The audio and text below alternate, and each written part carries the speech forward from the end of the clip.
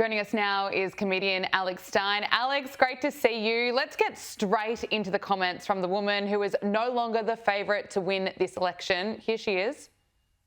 This is a window into who Donald Trump really is.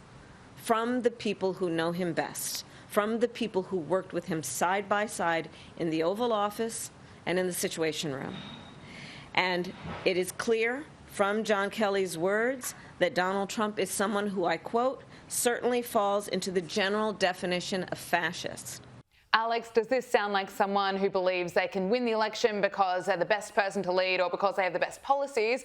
Or actually, is it someone who will go to extreme lengths to smear their opponent?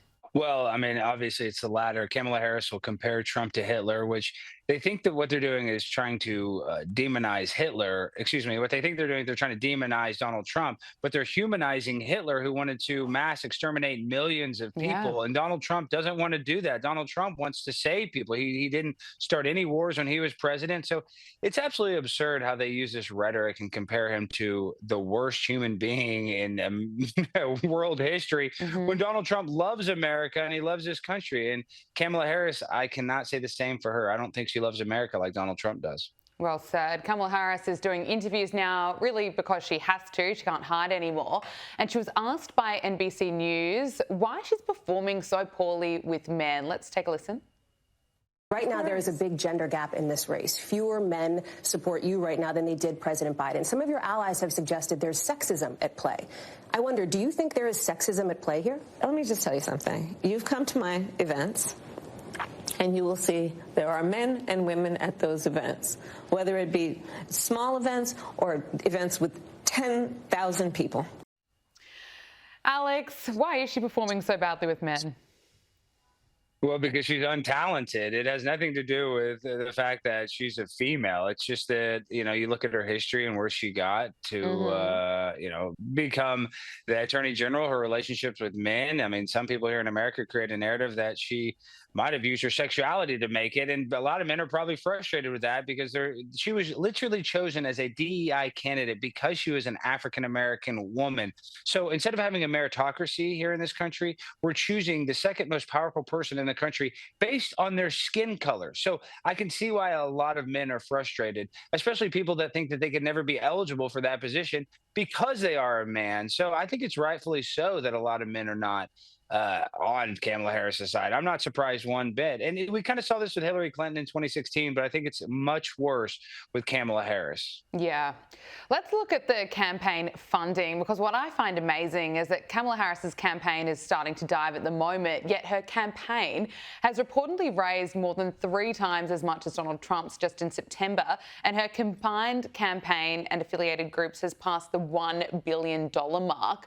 Alex, what does that tell you about the amount of money that is being raised and that is being spent and why it's just not working for Kamala Harris? Well, it's not working for her, but here in Texas, Ted Cruz is in a tough race with Colin Allred, and Colin Allred has gotten over $11 million compared to Ted Cruz's $8.5 million from all foreign and out-of-state donors. So all these people are throwing money behind Kamala Harris.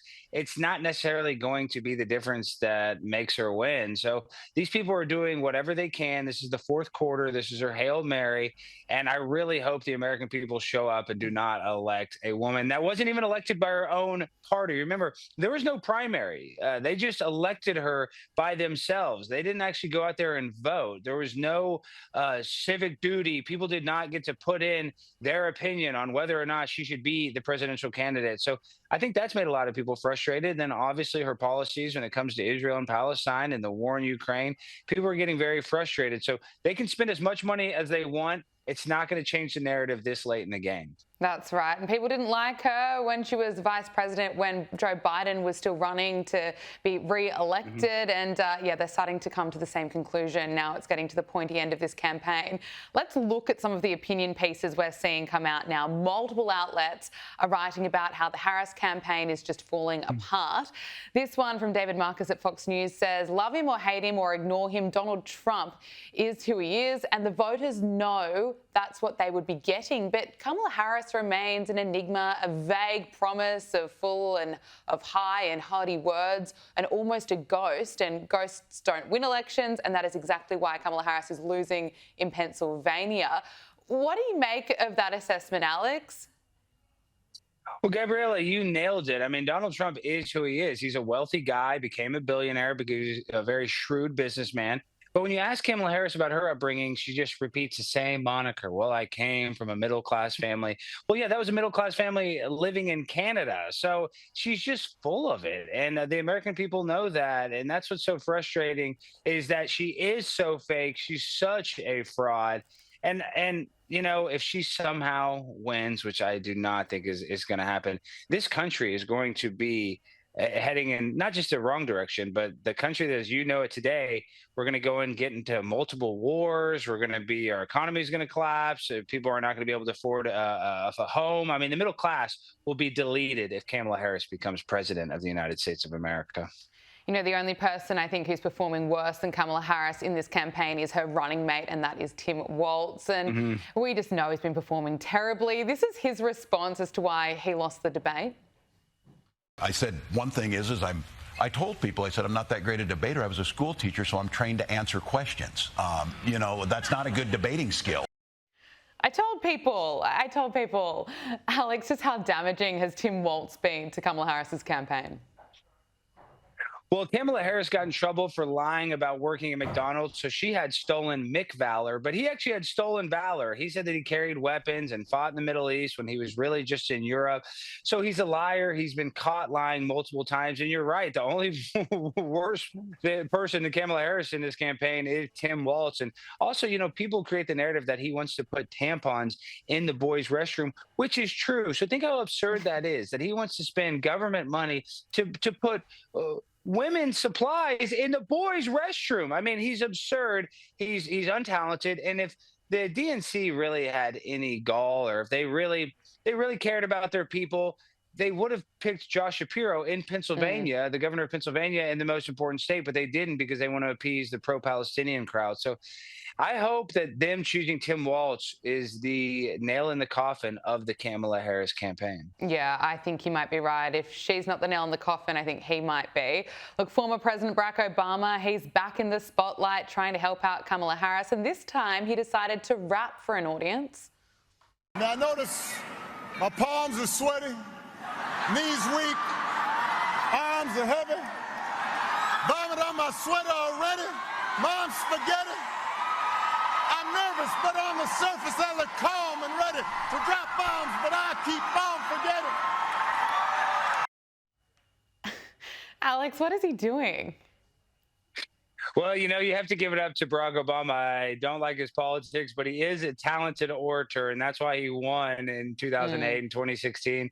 But when you really look at that, you know, a lot of people said that Vivek Ramaswamy was copying Barack Obama, but Barack Obama copied that same exact thing that Vivek Ramaswamy already did when he was campaigning to be the nominee in the Republican Party. So it's crazy how all these politicians steal from each other. And, you know, Barack Obama, him saying that, I actually kind of enjoyed that clip because it was kind of funny. He's in Detroit, but even Barack Obama cannot do enough to save Kamala Harris's campaign. I just think it's too little too late. And that video, it's funny. I have to give that. I mean, Gabriella, you in Australia, you have to see that our ex-president is up there rapping Eminem lines.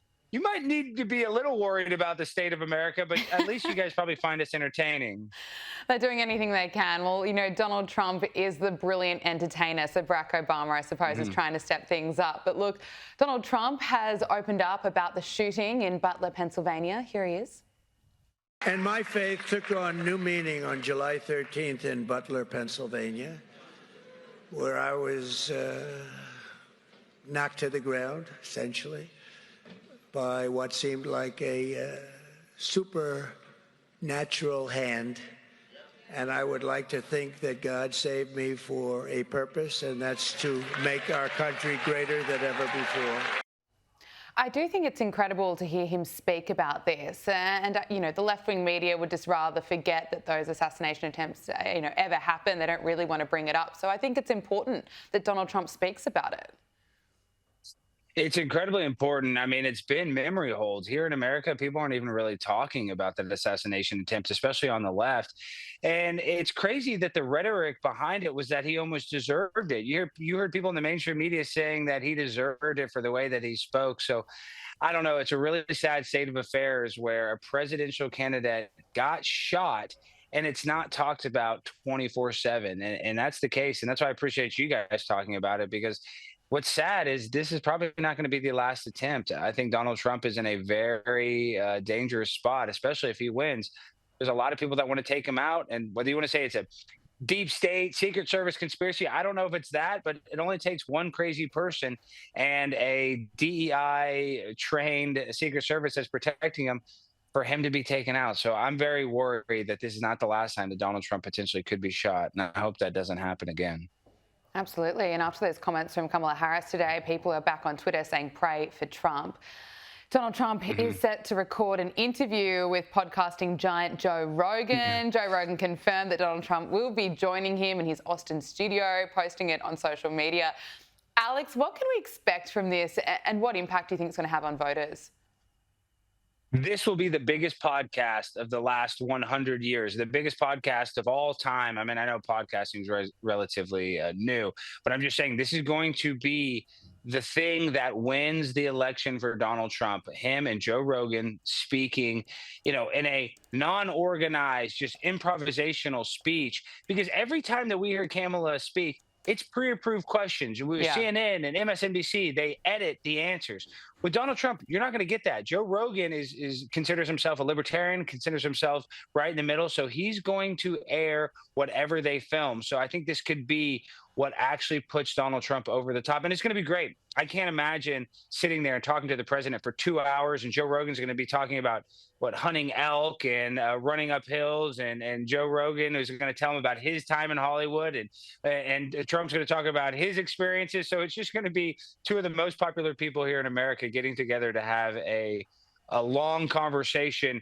It's going to be entertaining, and I cannot wait to watch it this Friday. Absolutely. I can't wait as well. Just in contrast to Donald Trump, how he performs compared to Kamala Harris in interviews, let's just look one more time at how Kamala Harris performed on NBC News. She was asked about the Joe Biden cover-up. Can you say that you were honest with the American people about what you saw in those moments with President Biden as you were with him again and again, repeatedly in that time? Of course. Joe Biden is an extremely accomplished, experienced, and capable in every way that anyone would want if they're president. And you never saw anything like what happened at the debate night behind closed doors with him? It was a bad debate. People have bad debates. He is absolutely. But that's the reason why you're here, and he's not running for the top of the ticket. Well, you'd have to ask him if that's the only reason why. Kamala Harris doesn't even try to sound believable as she really kind of stabs Joe Biden in the back, looking lost for words, describing him rather as accomplished and capable. But she goes on to insist that she's going to be different than Joe Biden. A new NBC News poll shows that more voters think that the Biden administration policies have hurt them rather than helped them. And I wonder, are the last 4 years an obstacle to you in this race? Here's how I look at it. First of all, let me be very clear. Mine will not be a continuation of the Biden administration. I bring my own experiences, my own ideas to it, and it has informed a number of my areas of focus, most of which are, on, to your point, lowering costs. Oh, Alex, who is buying that? Nobody. I mean, she's trying to distance herself from the office that she's held for 4 years with Joe Biden, and calling him capable is an absolute joke. I mean, this is what Joe Biden did. He was at a rally and put on a MAGA hat just like this. So if Joe Biden I love that you brought it out.